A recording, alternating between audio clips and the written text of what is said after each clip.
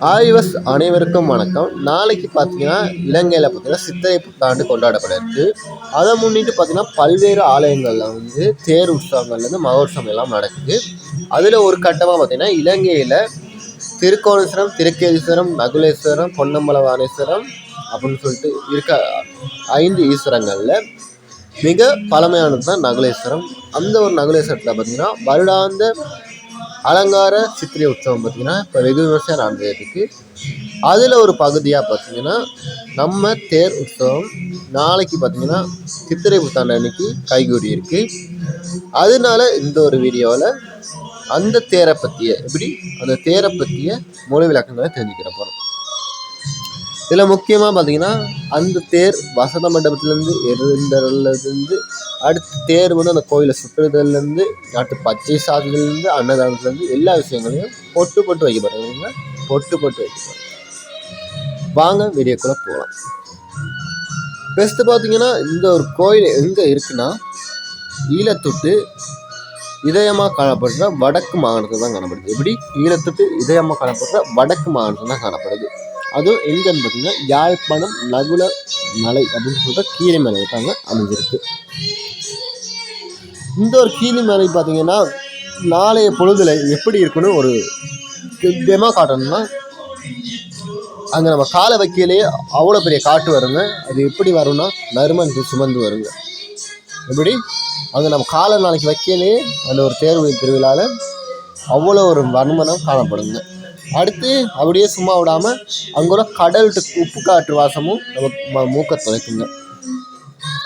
அடுத்து பார்த்திங்கன்னா அந்த ஒரு கோயிலில் இறைவனுக்காக காலிலே பாடப்படுற திருப்பள்ளி எழுச்சி இறைவனுக்காக காலில் பாடப்படுற திருப்பள்ளி எழுச்சி பாடல்கள் அங்குள்ள அந்த கீழ்மலை கடல் அலையோட ஓட்டி போட்டுக்கொண்டு சத்தம் போட்டுக்கொண்டு ஒலிக்குமாங்க.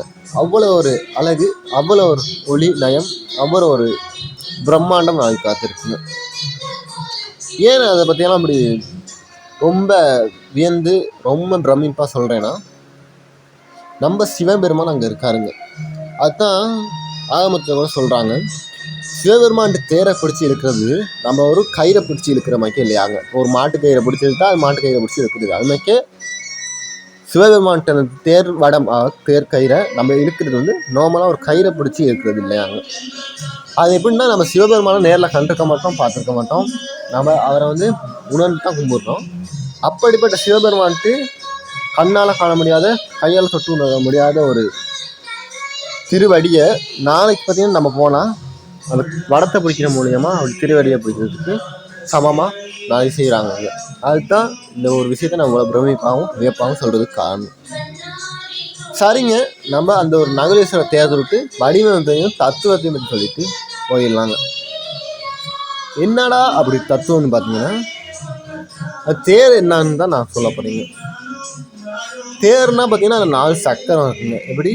ஒரு வண்டினா வீல் இருக்க மாதிரி இந்த தேர்லேயும் 4 வீல் இருக்கும், அதாவது சக்கரங்கள் இருக்கும்.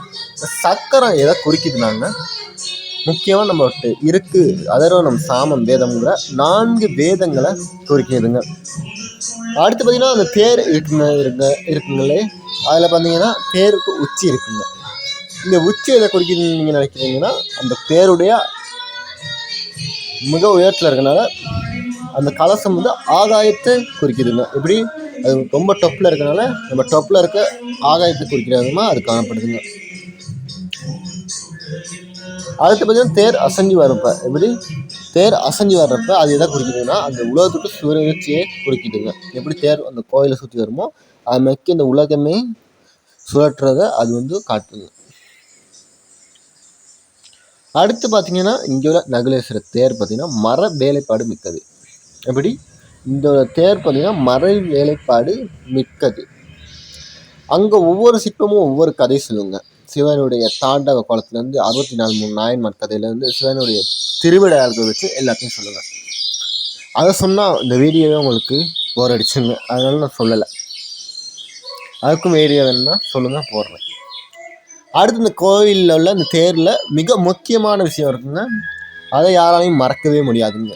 ஆமாங்க, வேற ஒன்றும் இல்லை, அந்த நகுலேஸ்வரி வந்து எழுந்தரில் அந்த தேருடைய சிம்ம சொப்ப ஆசனமான சிம்ம ஆசனம். நம்ம வீர நம்ம நகுலேஸ்வரி பார்த்தீங்கன்னா ஒரு ராஜேஸ்வரியா பார்த்தீங்கன்னா அந்த ஒரு சிம்மாசனத்தில் நாளைக்கு எழுந்தருவாங்க. அதை பார்க்க தான் கோடி மக்களும் வருவாங்க. அடுத்து பார்த்தீங்கன்னா அந்த தேர் பார்த்தீங்கன்னா நாளைக்கு தேர் வர்ண துணிகளால் எப்படி அந்த தேர் பார்த்தீங்கன்னா நாளைக்கு தேருக்குன்னே உருவாக்கப்பட்ட வர்ண துணிகளால் போர்த்தப்பட்டு ஒரு மணப்பெண் எப்படி ஒரு கோயில்லையோ இல்லை ஒரு மன வரையிலையோ அழகா சேலையை உடுத்திக்கிட்டு மினுக்க மேக்கப் போட்டு அழகாக இருப்பாங்களோ அது மாதிரி அந்த தேர் பார்த்தீங்கன்னா ஒரு மேக்கப் போட்டுட்டு ஒரு சாரி கட்டிட்டு இருக்க மாதிரி வருண துணிகளால் அடுத்து பார்த்தீங்கன்னா கொடிகளாலையும் அலங்கரிக்கப்பட்டு காணப்படுங்க. இது எப்படி நம்ம பார்க்குறோன்னா ஒரு இந்தியாவிலேயோ ஒரு இலங்கையிலையும் நம்ம மக்கள் நம்பி இருக்க வானத்தில் இருக்க தெய்வ லோகம் எப்படி நம்ம இலங்கையில நகிழ்ச்சிக்கு வந்தால் எப்படி இருக்குமோ அது மாதிரியே இருக்குங்க. இதெல்லாம் நான் சொன்னால் மட்டும் புரியாதுங்க. நாளைக்கு அந்த தேர் உற்சவத்துக்கு நீங்கள் காலைல 7 மணிக்கு போனீங்கன்னா அங்கே வர்ற அந்த தேர் 10 மணி 11 மணி ஆக்கில் சுற்றி இருக்குது. இல்லை அந்த தேரை ஒரு இடத்துல உட்காந்து நின்று ரசிச்சிங்கன்னா நான் சொன்னதெல்லாம் மைண்டுக்கு வருங்க. அவ்வளோ ஒரு அழகு தான். அதை நீங்கள் பார்க்கணும்னா நாளைக்கு போயின்னா ஆகும். எனக்கு அந்த சிற்பங்களை பற்றி சொல்லலைங்க. நம்ம சிவபெருமான் கண் முன்னாடி வராரு, நம்ம அம்பிகையும் கண் முன்னாடி வராரு. அந்த தேர் என்னையே பார்க்கணுன்னு என் மனசு இருக்குதுங்க. நான் கூட அந்த தேரை நேரடியாக பார்த்ததில்லை. நீங்கள் சரி டைம் இருந்தால் நான் போயிட்டு பாருங்க. சரிங்க, அப்படி இந்த விஷயத்த சொல்லியிருக்கலே நம்ம வந்து இந்த தேர் பற்றியை பார்த்து முடிஞ்சிட்டோம். அடுத்து வசந்த மண்டபத்தில் வந்து இந்த சுவாமி போயிட்டு அந்த தேருக்கு ஏறுற உற்சவத்தை ஒரு தகவலாக உங்களுக்கு சொல்லிடுறேங்க. எப்படி தகவலாக சொல்லிடுறேங்க. ஆமாங்க, அந்த தேரை பற்றி சொல்லியாச்சுங்க. இப்போ தேரில் சாமி ஏற போகிறத பற்றி நாங்கள் பார்ப்போம். நாளைக்கு மணி சரியாக பார்த்தீங்கன்னா 10:30 மணி வாக்கில் பார்த்தீங்கன்னா இப்படி நாளைக்கு மணி சரியாக 10:30 அதாவது பார்த்தீங்கன்னா நாளைக்கு 10:30 மணி அளவில் பார்த்தீங்கன்னா வசந்த மண்டபத்தில் பார்த்தீங்கன்னா அன்னைக்கு மகா தீபாராதனை. எப்படி நோமலாக வீட்டில் காட்டுற மாதிரி நோமல் தீபாராதனையும் இல்லை, நோமல் தீப ஆராதனை இது இல்லை தான். அடுக்குகள் கொண்ட தீப தட்டுக்களில் சூடத்தை பற்ற வச்சு பார்த்தீங்கன்னா மகா தீபாராதனை அடுக்கடுக்கான கொண்ட அந்த ஒரு இதில் பார்த்தீங்கன்னா அன்னைக்கு காட்டப்படும். இதுதான் மகா தீப ஆராதனை. அந்த இடமே அப்போ ஒரு கல்யாண கச்சேரி மாதிரி இருக்குங்க.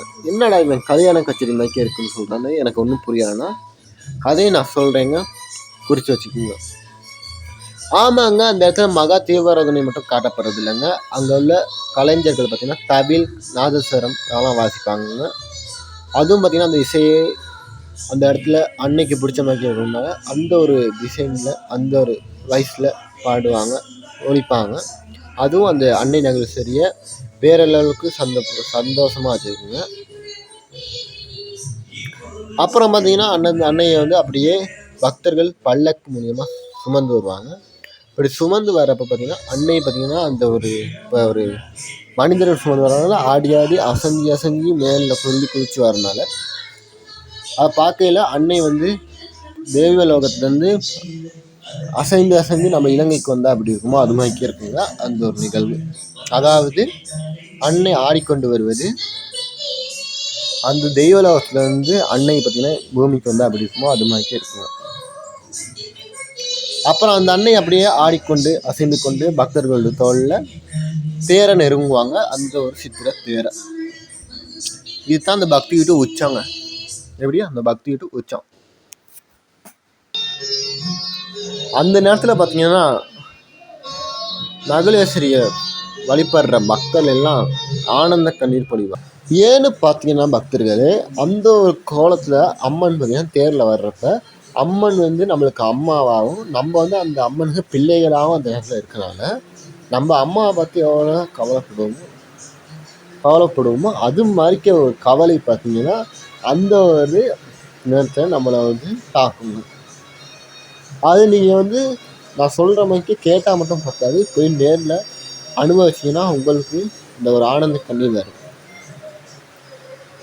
அப்புறம் பார்த்தீங்கன்னா இவருடைய அருள் பாலிக்கிற இந்த ஒரு அன்னை பார்த்தீங்கன்னா கருணையோடு நம்மளை பார்த்த வரணும். அந்த ஒரு கோயிலை சுற்றி பார்த்தீங்கன்னா தேரில் அப்படியே பார்த்தீங்கன்னா இருந்து நம்ம ஒரு பக்தராக இருக்கிறனால நம்மளுக்கு அருள் பாலிக்கிறதுக்காக அந்த ஒரு தேர் வந்து இந்த கோயிலை சுற்றி பார்த்திங்கன்னா வரும். இது பார்த்திங்கன்னா நம்ம வாழ்வில் இருளெல்லாம் விலக்கி ஒளியை நம்ம வீட்டுக்கோ நம்ம மனசுக்கோ கொண்டு வர விதமாக நல் எண்ணத்தை ஊற்ற ஒரு விழாவாக நடக்குங்க.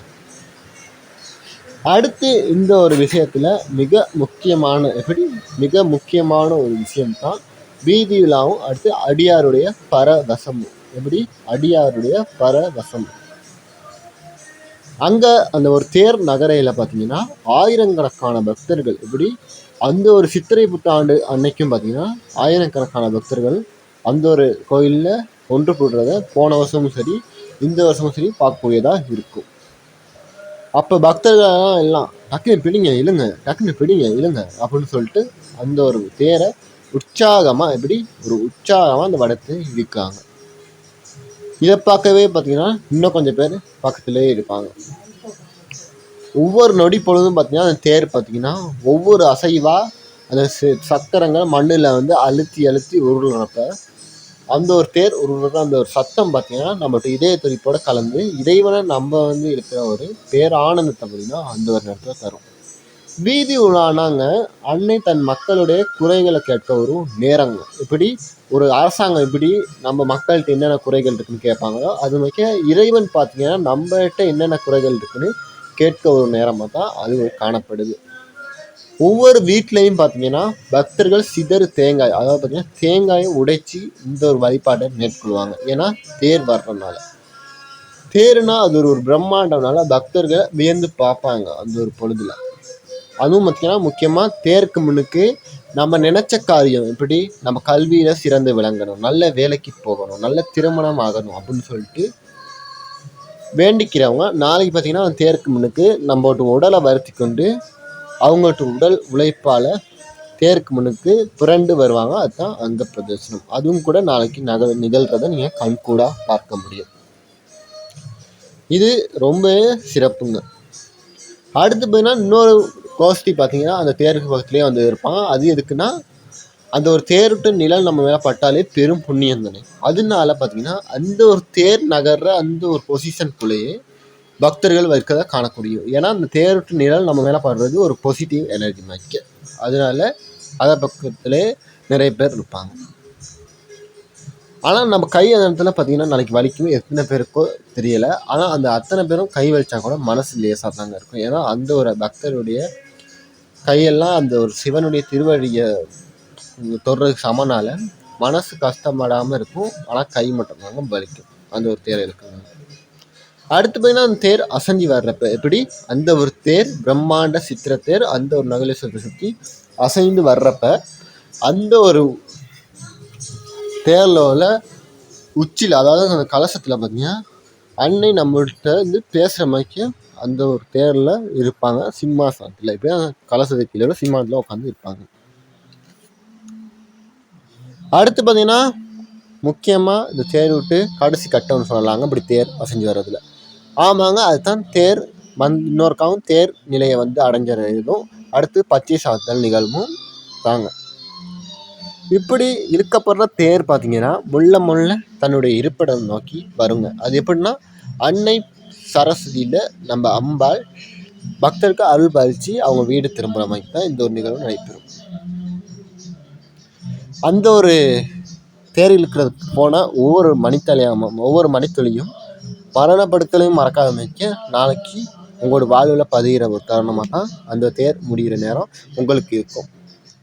எவ்வளோ அழகாக தேர் இழுத்தோம் இல்லை, எப்படி நல்லா இருந்துச்சு இல்லை, இப்போ எவ்வளோ பெரிய தேர், அம்மன் எவ்வளோ அழகாக இருந்தாங்க அந்த ஒரு அலங்காரத்தில், எவ்வளோ மக்கள் வந்திருக்காங்க அப்படின்னு சொல்லிட்டு அந்த பேராச்சரிய வார்த்தைகளும் பேராச்சரிய எண்ணங்களும் நம்ம மனசில் அப்படியே பதியுங்க அந்த ஒரு தேர் நிலையை வர்றப்ப. இதெல்லாம் எப்போ நடக்க போகுதுன்னா நாளைக்கு தாங்க அந்த ஒரு கோவிலில் நடக்க இருக்கு. அதாவது நான் இவ்வளோ நேரம் பேசிய இந்த வார்த்தைகள்லாம் நாளைக்கு தாங்க உயிர் பெற போகுது. அதாவது நீங்கள் தான் உயிரை கொடுக்க போகிறீங்க இந்த பக்தர்களையும் நீங்கள் பார்க்குறவங்க தான். ஏன்னா நீங்கள் பார்க்குற ஒவ்வொருவரும் நினச்சா அந்த கோயிலுக்கு நாளைக்கு போகணும். நீங்கள் ஒவ்வொரு நினச்சா அந்த ஒரு கோயிலில் போய் தேரை பார்க்கணும். நீங்கள் ஒவ்வொருவரும் நினச்சா அந்த ஒரு கோயிலில் உள்ள தேரை நீங்கள் இழுக்கலாம். நீங்கள் ஒவ்வொருவரும் நினச்சா அந்த ஒரு கோயிலில் உள்ள அன்னதானம் சாப்பிடலாம். அதெல்லாம் நாளைக்கு உயிர் பெற போகுதுன்னா அது உங்களால் மட்டும்தான். அதுதான் உங்களை நம்பி நான் இருக்கேன், என்னையை நம்பி நீங்கள் இருக்கீங்க. சரியா? அப்படி அந்த தேர் பார்த்தீங்கன்னா நாளைக்கு தேர் நிலையை வந்து அடைஞ்சோடனே தேரில் உள்ள அம்மனை அப்படியே இருங்க அப்படின்னு சொல்லிட்டு விட இயலாது. நம்ம அம்மாவா அந்த அம்மன் இருக்கனால அம்மனுக்கு கோவத்தை தணிக்கிற விதமாக எப்படி அம்மனுடைய கோவத்தை தணிக்கிற விதமாக அம்மனை அந்த தேரில் வந்து கீழே இறக்கணும். அப்படி இறக்குற அம்மன் பார்த்தீங்கன்னா இன்னொருக்காவும் அந்த ஒரு பக்தர்களுடைய புனிதமான தோள்களில் எப்படி புனிதமான தோள்களில் தன் பிள்ளைகளுக்கு மேலே பல்லக்கில் உட்கார்ந்த வண்ணம் அழகாக அசைந்து ஆடி பார்த்தீங்கன்னா இந்த கோயிலுடைய உள்நுழைவு பகுதிக்கு வந்து பிரதான வசன மண்டபத்துக்கு போய் சேருவாங்க. இப்போ சேர்ந்த அம்மனுக்கு பார்த்தீங்கன்னா முதல்ல அவங்களுடைய அந்த தேர் நடைபெற்றப்ப இருந்த பட்டு வஸ்திரங்களை அகற்றி புதிய பச்சை நிற பட்டு வஸ்திரங்களையும் புதிய மாலைகளையும் பச்சை கிழங்கள் கொண்ட மாலைகளையும் புதிய பச்சை நிற மலர்கள் இருந்த மலர்களையும் கொண்டு அந்த அம்மனை பச்சை பசல் தோட்டம் போல பச்சை நிற காரியாக பார்த்தீங்கன்னா மிளிர வைப்பாங்க. ஏன்டா இப்படியெல்லாம் செய்கிறாங்கன்னா இதுக்கும் ஒரு காரணம் இருக்குங்க. பச்சை நிறம்னாலே அது வந்து ஒரு குளிர்ச்சியாக அமைதிக்கு ஆன நிறம். அதனால தான் நாளைக்கு பார்த்திங்கன்னா அந்த அம்மனை கொண்டு வந்தப்ப அவங்க கோவத்தை அமைதிப்படுத்துகிற விதமாக அம்மனை குளிர்ச்சிப்படுத்துகிற விதமாக அதுக்கு அடையாளமாக திகழ்கிற பச்சை நிறத்தை கொண்டு அம்மனை அலங்கரிக்கிறதுலேருந்து பூக்கள் வைக்கிறதுலேருந்து எல்லாம் பச்சை கலர்னாலே செய்வாங்க. அப்படி பச்சைன்னு இருக்க அம்மனை பார்த்திங்கன்னா பக்தர்கள் தான் அப்புறம் வழிபடுவாங்க அரோகரா கோஷத்தோட. அந்த நேரத்தில் பார்த்திங்கன்னா அங்கே உள்ள சிவா ஆச்சாரியர்கள் மக்கள் வழிபட்டு இருக்க எப்பலே அடுக்கு தீபங்கள், ஒற்றை அடுக்கு தீபங்கள், அடுத்து பார்த்திங்கன்னா தூபங்கள், அடுத்து இதுனா பத்திகள், அடுத்து பார்த்திங்கன்னா சூடங்காட்டுறதுலேருந்து எல்லா விஷயங்களையும் செஞ்சு அம்மனுக்கு அலங்காரத்தை வந்து வேண்டிய கோலத்தில் வேண்டிய தூப தீபாராதனை செய்வாங்க. செஞ்சு முடிச்ச பிறகு அம்மன் பார்த்திங்கன்னா அப்படியே ஓய்வு எடுக்க மக்களுக்கு அன்னதானம் வழங்குற ஒரு மிக புண்ணியமான நிகழ்வு 1 மணி அளவில் நாளைக்கு துவங்குங்க.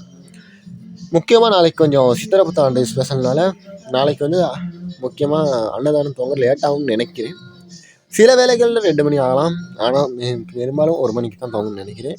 இப்படி துவங்கப்படுற அன்னதானம் பார்த்திங்கன்னா ஆயிரக்கணக்கான நம்ம நகரத்தை விட்டு பக்தர்களுக்கு போய் சேரும் விதமாக எல்லாற்றையும் அந்த ஒரு தேர் நடைபெற்ற அந்த கோயிலில் அமர செய்து வாழை இலையில் சுட சுவையாக அறுசுவை விருந்து கொண்ட விருந்தாக அம்மனுடைய பாதங்களில் வைத்த அந்த உணவை அன்னதானமாக எல்லாத்துக்கும் கொடுத்து எல்லாம் சாப்பிட்றத பார்த்து அங்கே உள்ள மக்கள் பார்த்திங்கன்னா ஆச்சரியம் கொள்வாங்க, ஆனந்தம் கொள்வாங்க.